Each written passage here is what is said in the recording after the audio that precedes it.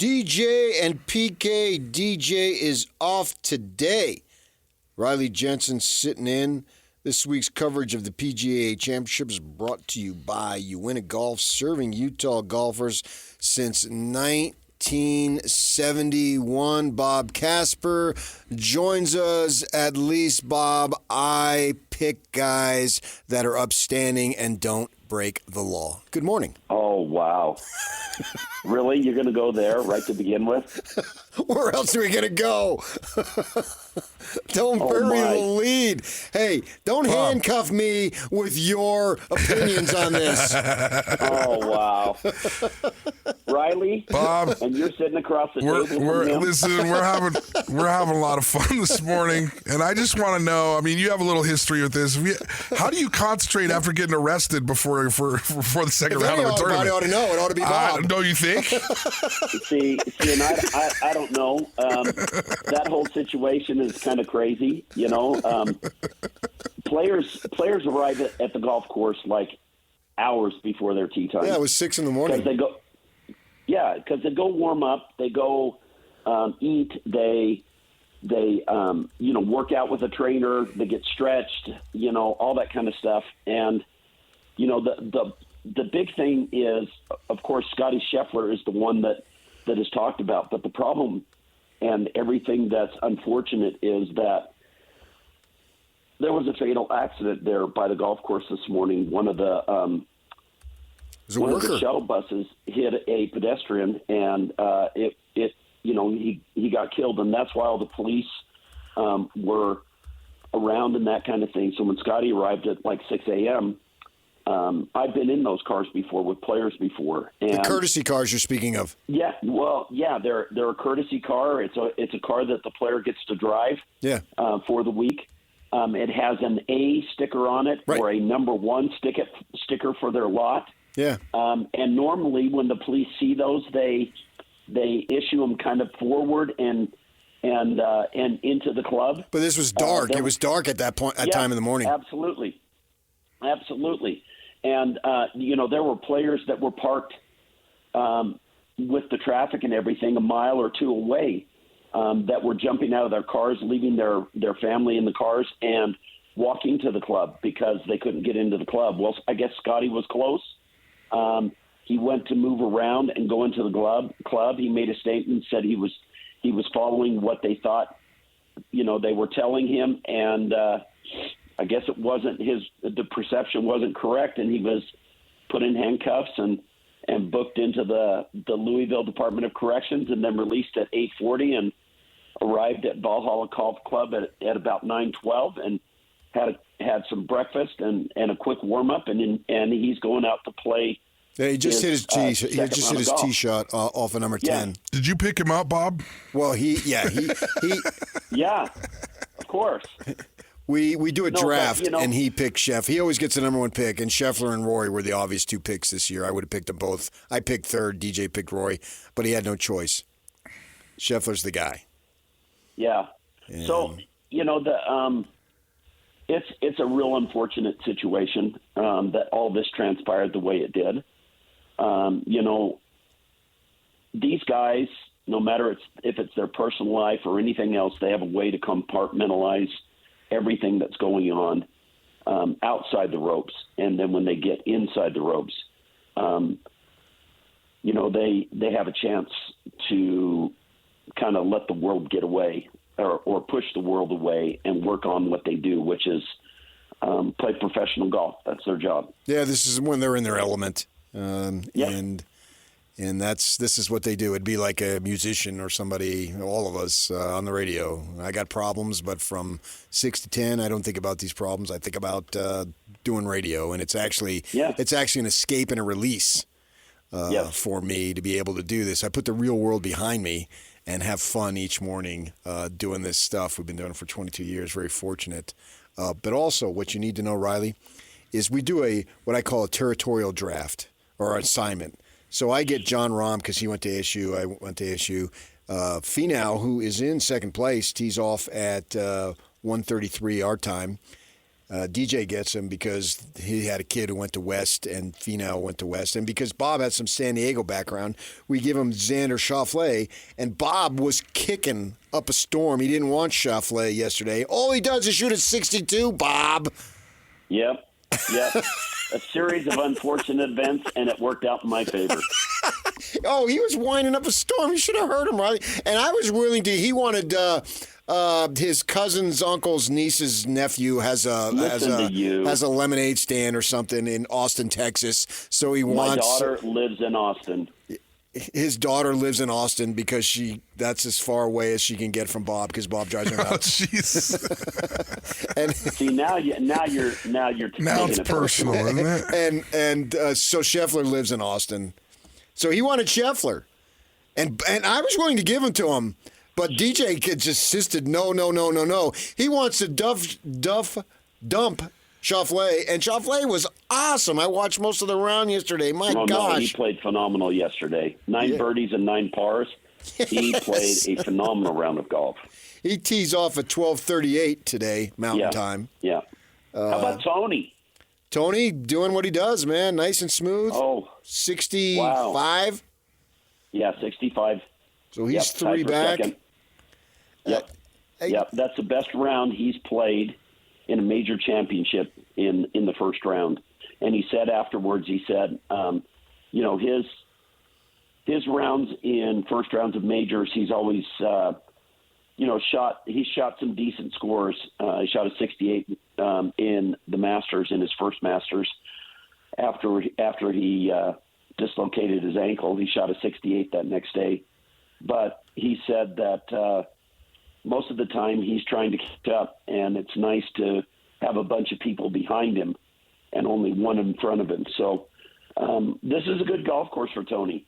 It's a golf course where he can take advantage of what he does really well, which is hit the ball a long way off the tee, and then he hits great iron shots, and his putter was spot on yesterday. So that's why he's in the position he's in.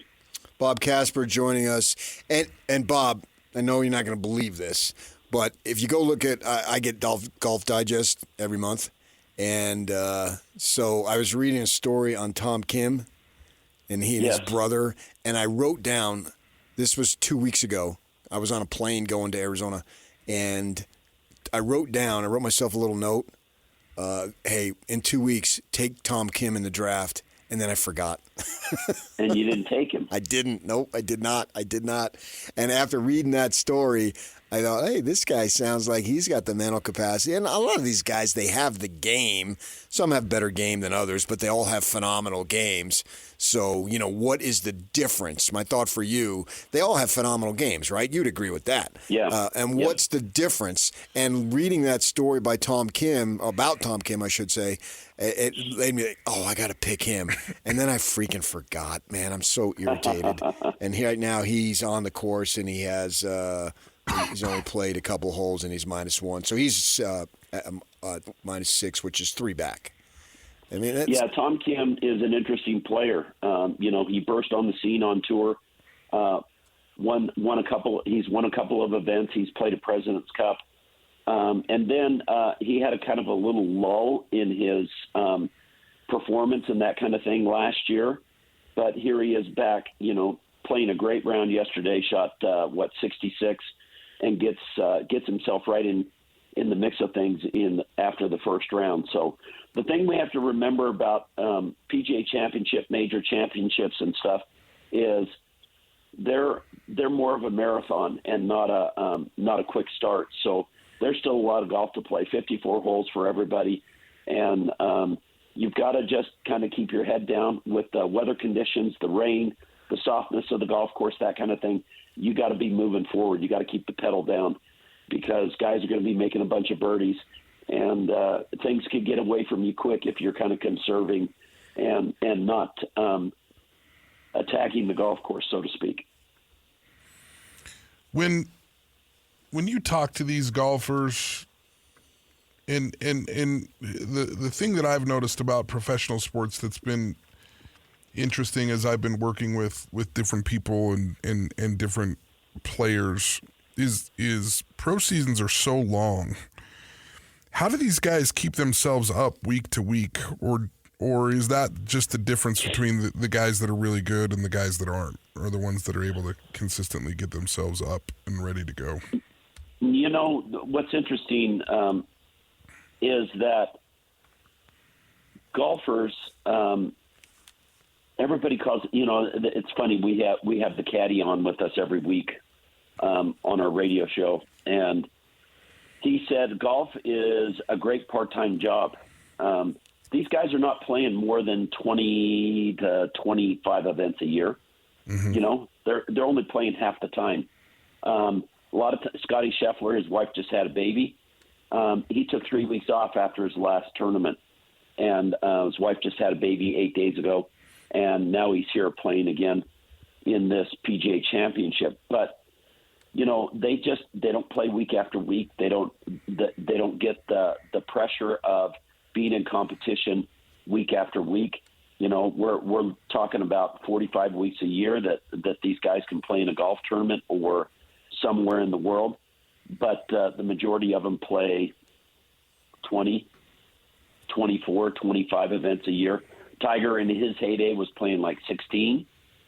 Jack in his heyday was playing like around the same amount, 16 to 18. My dad, when he would play on tour, he'd play a couple weeks on tour and then he'd come off, be home for about 3 weeks. We'd do all kinds of fun stuff like go fishing and he'd go play at the club and try to stay sharp and that kind of thing. And then he'd go back out again and play a few more weeks and go on. So it's it's not a part-time job, but it is a part-time job in that it's not like they're doing it week to week to week, every week. Yeah, but they're working on various aspects of the game when they're not playing. Sure. So from that perspective, you're working on your game, which is your job. Yes, it is. But it's up to the player to work on those things, to get better, to to continue to stay sharp, that kind of thing. When they're home, it's not like they just don't come home and just sit around and that kind of thing for the 2 or 3 weeks. Rory said that when he got home after one of his events, he sat down, put the clubs away for a full week, and then went back to Charlotte, which was last week, and ended up winning that. So they've got to figure out what's best for them. And, when they go back home after being on tour, they decide what's best for them. They're working out every day. They're doing everything they need to do to stay competitive and sharp. But are they going to continue to play and hit balls and all that kind of thing while they're home, or are they going to take some time off and then get back at it as they start to get ready for the next event and that kind of thing? What do you think Schauffele. Yeah. Obviously, they're close in pronunciation. Yes, what do you think are. he's able to do today? Because you can't back that up. I mean, if you do, wow. Yeah, if you do, it's going to get pretty crazy. Last week in Charlotte, he was leading by 5 shots after 36 holes, and Rory caught him and passed him and shot a phenomenal round in the last round. With what the next 2 days are going to be moist and rainy, the golf course is going to be soft. The greens are going to be soft. Guys are going to be throwing darts at the flags. Like I said, they're going to have to keep the pedal down. I wouldn't be surprised if Xander shoots 4 or 5 under par today, and everybody else is going to have to be equal to that or better to kind of stay in touch. He's in the driver's seat right now, but like I said, there's 54 holes to play, and there's a lot of time to catch up. All right, Bob. Well, enjoy the weekend. We'll talk to you on Monday, right? All right, guys. All right, Take see care. you. That's Bob Casper, son of the Hall of Fame golfer, Billy Casper. Talking about, if you haven't heard, if you're just joining in, Scotty Scheffler got arrested this morning. There was a fatal traffic accident, which is not a laughing matter by any stretch, obviously. It's brutal. And so there's a misunderstanding. He was driving and was going to be late, and one thing leads to another. You can go on any form of social media or internet and get all the details that you want. But he's on right now, and he's playing. He just, I think he parred the first hole. And so he's got a bunch of stuff that's against, that he's going to have to answer for, charges against him. That we'll see how it all plays out. But it's a wild story, no doubt about it. So you can find out all you want there. So there you go. He's on the course right now. It's raining, and he's walking a hole 2. We're watching it as we speak. Coming up next, we are going to talk to my guy, my high school grad, same high school from Phoenix, as you may know. Pablo Mastroeni, the Real Salt Lake head coach, is going to join us. Stay with us right here on 97.5, the KSL Sports Zone. This is Jake Scott and Ben Anderson. If I were the NBA, I want coaches back in suits. I don't really like the sweatsuit thing, but I would get why a coach would never want to do that ever. How dare you expect somebody to dress professionally in a situation that calls for it? Put them in uniform like the baseball. Some baggy shorts and a tank top. Tibbs out there in a Knicks uniform? He'd look great. Look awesome. It would change who you hire as head coaches. You would almost exclusively get former players. That look good in the uniform? Stan Van Gundy's never getting another job. Will Hardy would look good. Fine. What you're saying is like you're going to skew young. Absolutely. Not old, because even athletes get older, and when athletes get older, things get droopy. Yeah, Doc Rivers is out. Quinn Snyder would look so spindly. Be a short shorts guy or a long shorts guy? Trying to look good for the job. Trying to sweat something out. out. The part. What's going on? Like OC when he's trying to trim weight for a fight. Hear Jake Scott and Ben Anderson every day from 10 to noon on 97.5 the KSL Sports Zone. Nominate the youth sports volunteer that you know for the Hercules Hero of the Week. Submit your nomination at kslsports.com/contest, and then listen every Thursday afternoon to JJ Knox for the winner. Help us celebrate the efforts of those volunteers making an impact with the Hercules Hero of the Week, and it's sponsored by Hercules Credit Union and Beehive Meals. The story of the morning, Scotty Scheffler arrested in a very tragic accident. Let's make no mistake about that. That's not funny whatsoever. And there's all sorts of stuff that's going on social media. And he wasn't involved in the accident. I think it's a worker, some form of worker at the golf course in Kentucky was hit and killed. A fatal accident with a pedestrian. And then Scotty Scheffler drives up upon it, and he's getting late. It shows massive traffic, as you can understand, and there's an issue there with the cops. He tries to drive by, blah, blah, blah.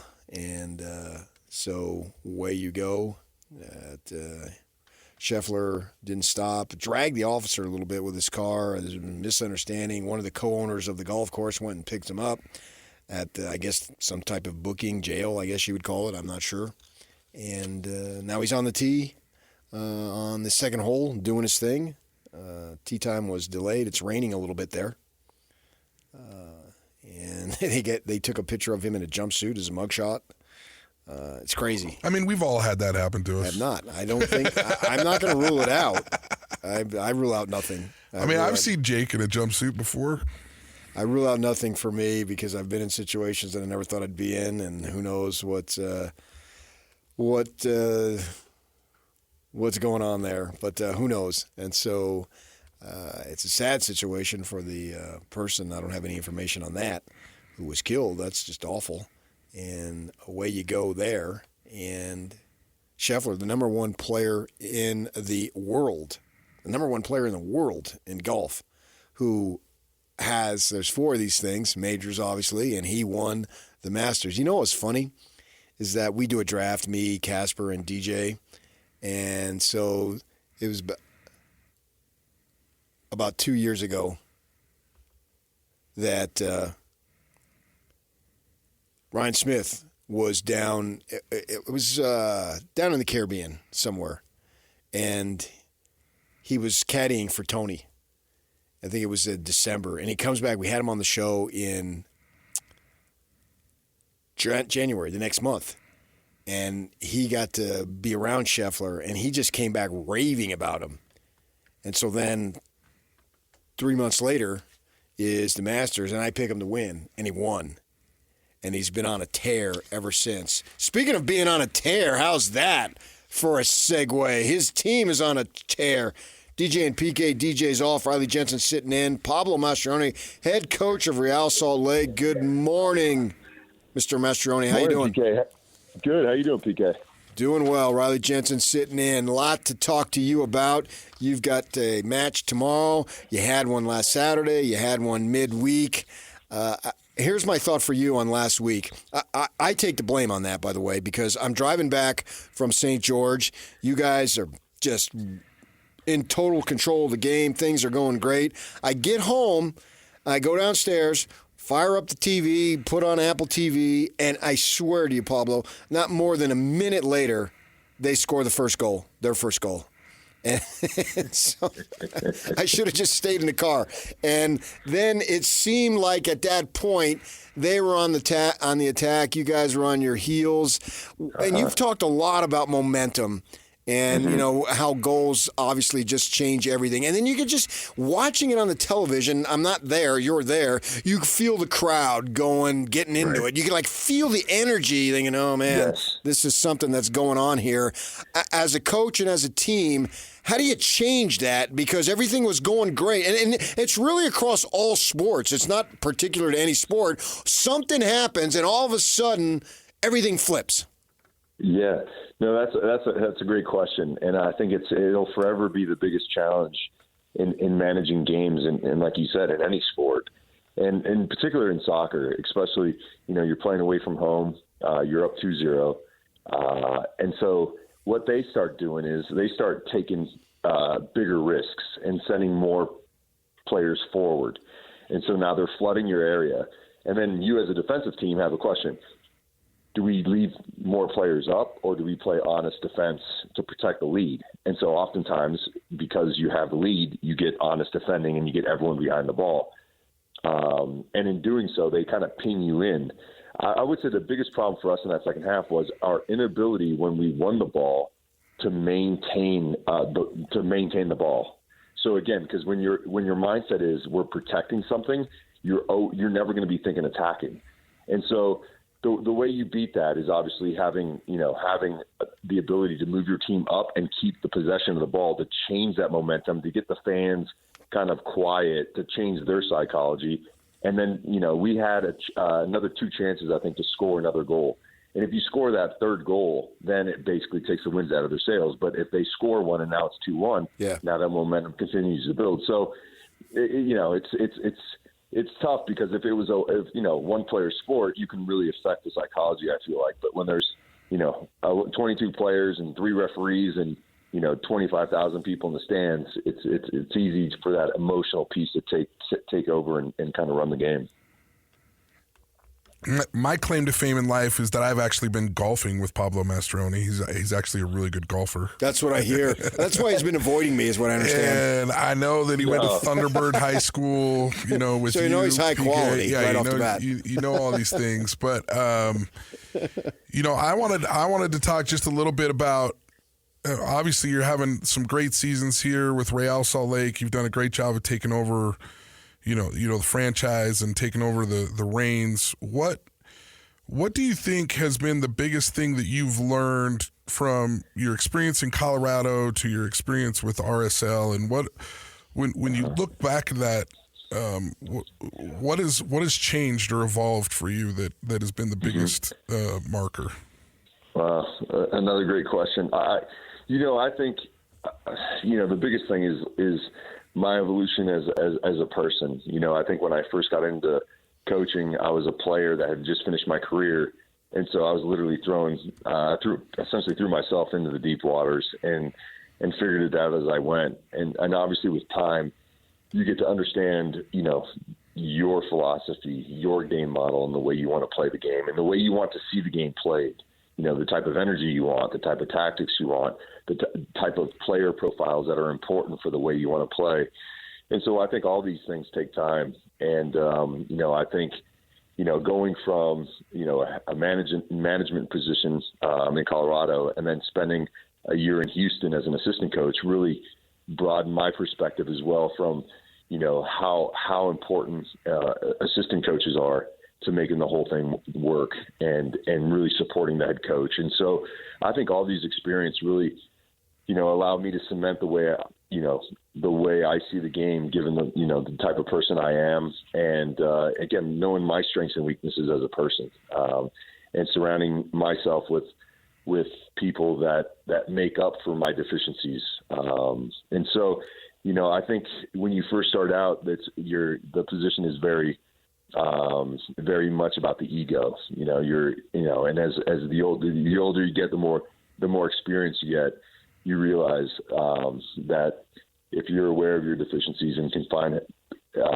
coaches that can make up for those, and staff members and players, then I think you become more whole. And I think as a group, that's what we've really done. We got Chicho Arango, for example, is our leading goal scorer. But the play that our rival coach mentioned after the game that accentuates who we are as a team is Chicho making a defensive play in our area to stop a goal. And he says, when you have that type of commitment from one of the leading goal scorers in the league, it says a lot about the team. And so, I pride myself on not just thinking about this as a profession, but thinking about this as how we're spending our lives. And if we're enriching each other's lives and trying to get one day better, both on the field and off the field as a team, I feel that this whole journey is worth it.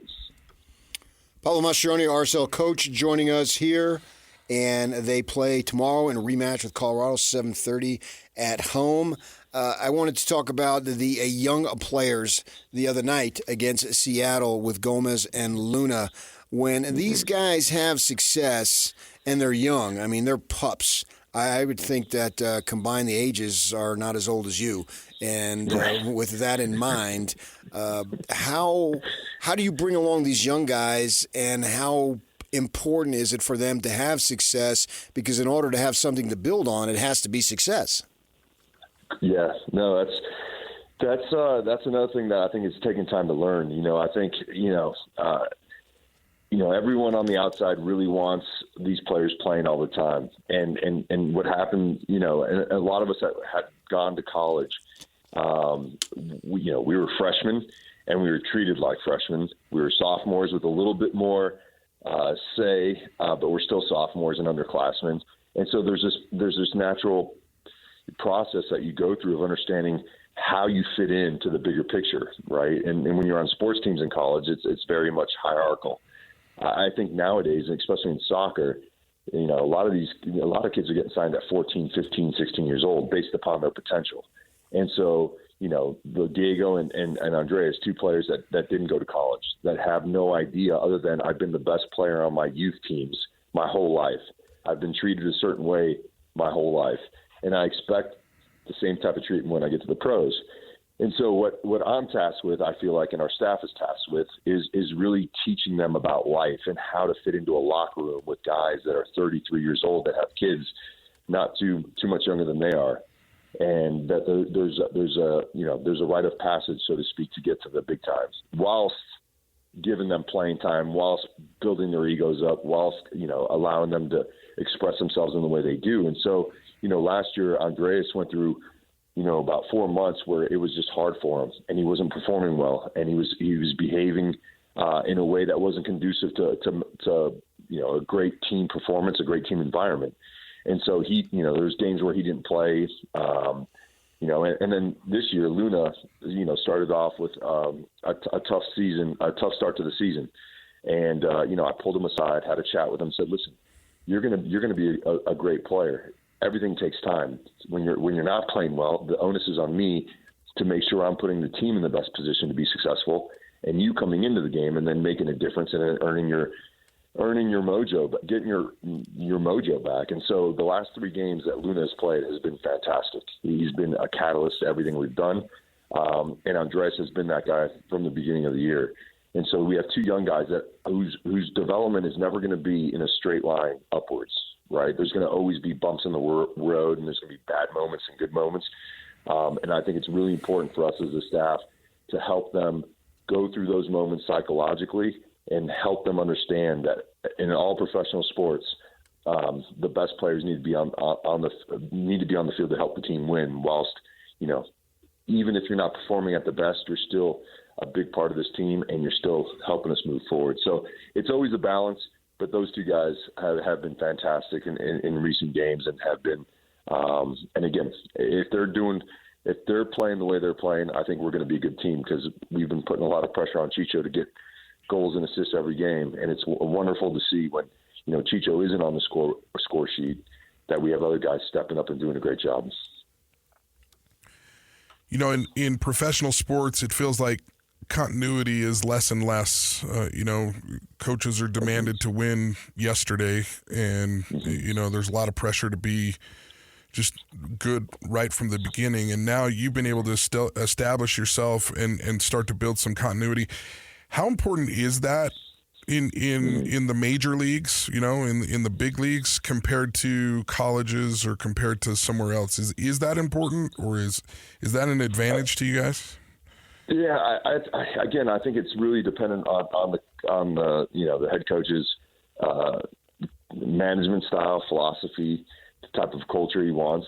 I think for us, it's really the difference between us and most other teams, where we have talented players, but the cohesiveness and the culture of the group is such that we put the team first, and when your captain in Chicho exemplifies that every day in training, it makes for there's nowhere for the culture is tight, and so there's less room for shenanigans.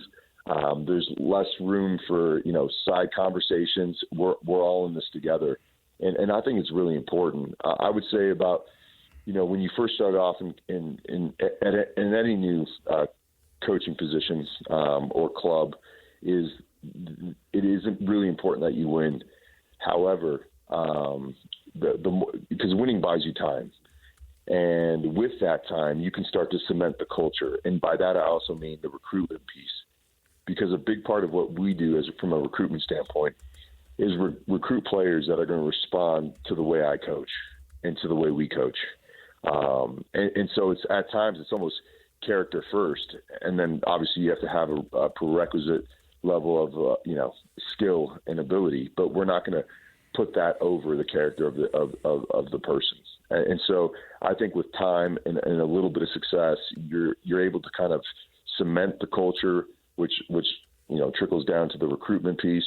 And now I feel like we're in a great way. And now with the academy players doing really well, and the alignment that we have from the academy up through the Monarchs into the first team, the younger players that will be coming in will understand clearly the expectations of what it takes to be a first team player. Things change over a month, two, in any level of professional sport. So you can't draw that straight line from the last time you played somebody to the next time. Maybe if it's in a series, in a playoff, you get that thing going on. But obviously going back in March, which is now 2 months ago, crazy to think how fast it goes by, but that's where we're at. And Colorado got you 2-1. I think it was only in the second game of the season. And you're playing these guys tomorrow night. How much do you draw upon it, or can you draw anything given the fact that over the course of a 2 month in a professional sport, things just aren't the same? Yeah, no, that's a great point. I think we learned a lot from that Colorado game, and for as much as they did a good job playing the way they wanted to play, I felt like we beat ourselves on that day. And I say that because our attacking structure in the second half, when we were down, we had too many individuals that tried to solve the game on their own, and so from that game, we've been on a good run of form since that game, and it was really because we broke that game down. We digested it as a group, and we've improved from the decisions that we made in that game. So that game was a turning point for us, and so now looking forward to this game. It's not so much revenge against Colorado, it's revenge against our former selves in that game. And I feel like if we can keep our structure, if we can play with the same type of intensity that we've been playing in recent games, that we'll put ourselves in a good position, to win this game. But again, I think Colorado has done a good job of revamping their roster, and they're not too far from us in the table, so they're a really good team. So we got to bring our A game, but really, I think it's playing to our potential here at home, and the guys have been doing a great job of that. So the expectation is that we're going to go out and control everything that we can to put forth a great performance to get a great result. I know we got to let you go, but one of the things that I appreciate, and DJ always is the one who takes us in and out, so I don't get this opportunity much with him being gone today. I can take it, is one of the things that I really like about with you. And, you know, I've been in this business a long time. My first job was at the Casper Dispatch in the 80s in the newspaper. And you can relate to that. Awesome. Yeah. Get this, Pablo, that's how old I am. 1984, fresh out of ASU. My first job, a little sports reporter at the Casper Dispatch. And then I moved up to Mesa in California, Salt Lake, blah, blah, blah. But anyway, having done this for so long, one of the great things I love about this business is not an interview. We interview people all the time. What I like is a conversation. And each time we have you on, you're so good. It's a conversation. It's not an interview. It's like we're talking. We're talking at over a meal, or we're talking at a tea, or whatever it might be. It's not it's not question answer. It's conversation, and that's one of the things that I really appreciate that you do when you come on is we have a conversation. So anyway, thanks for your time. I really appreciate it. Yeah, hopefully we can have one of these conversations over some golf. Yeah, let me know. I'm ready. It's warming up. Yeah, for sure. Yeah, there you go. All right, thanks, Pablo. Good luck tomorrow. All right, PK. Smiley. We'll talk soon. All right, that is Pablo Mastroeni. And as I say, man, this guy, think about that, Riley, when he said what winning does is winning buys you time. From a coaching, from a management perspective, because the pressure that these guys are under to win. And same thing, women's sports, men's sports, it doesn't matter, that they have to win. And if you win, it buys you time, right? And then you can go forward. All right, we'll talk some more golf. Scotty Scheffler is the story of the day. And so happens that we've got a man coming up, David Averos, who's director of the Championships events at the Black Desert Resort. I don't know if you folks have been there, but it is a place to go for sure. We'll get to that next. Stay with us right here at 97.5, the KSL Sports Zone. Hey, bro. You hear us every day with our crazy opinions. Hey, what you doing? Well, now it's time to hear from you. Hey, great show. Download the KSL Sports app and fire off your thoughts with the call-in tab on the bottom of your screen. Your show is fantastic. It's the one that captivates me the most. You can tell PK to stop singing. G-Bang! Let Jake and Ben know what you really think of the Jazz. Woo!